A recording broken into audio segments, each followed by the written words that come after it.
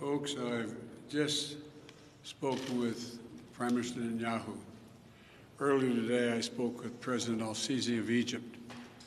Prime Minister Netanyahu informed me that Israel has agreed to a mutual unconditional ceasefire to begin in less than 2 hours.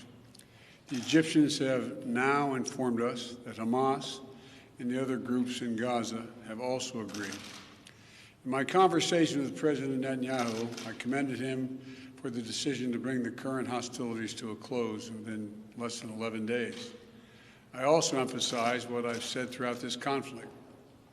The United States fully supports Israel's right to defend itself against indiscriminate rocket attacks from Hamas and other Gaza-based terrorist groups that have taken the lives of innocent civilians in Israel.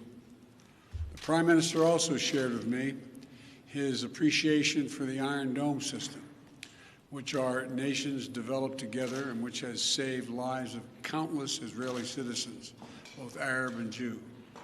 I assured him of my full support to replenish Israel's Iron Dome system to ensure its defenses and security in the future. Over the last 11 days, I spoke with the Prime Minister 6 times.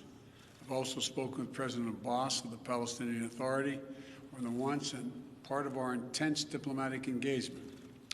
And I want to also thank the Secretary of State, the Secretary of Defense, our National Security Advisor, and everyone on our team for their incredible efforts to bring this outcome that we're about to see. You know, we've held intensive high-level discussions, hour by hour, literally. Egypt, the Palestinian Authority, and other Middle Eastern countries, with the aim of avoiding the sort of prolonged conflict we've seen in previous years when the hostilities have broken out. I extend my sincere gratitude to President al-Sisi and the senior Egyptian officials who played such a critical role in this diplomacy. I also appreciate the contributions of other parties in the region who've been engaged in working toward the end of hostilities. These hostilities have resulted in the tragic deaths of so many civilians, including children. And I send my sincere condolences to all the families, Israeli and Palestinian, who have lost loved ones, and my hope for a full recovery for the wounded. The United States committed to working with the United Nations, and we remain committed to working with the United Nations and other international stakeholders to provide rapid humanitarian assistance and to marshal international support for the people of Gaza and the Gaza reconstruction efforts. We will do this in full partnership with the Palestinian Authority, not Hamas, Authority, in a manner that does not permit Hamas to simply restock its military arsenal.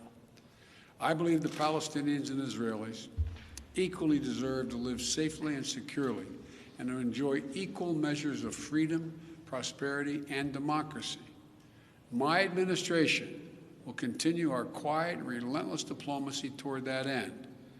I believe we have a genuine opportunity to make progress, and I'm committed to working for it. I want to thank you all. May God bless you all, and pray that this continues. Thank you so much.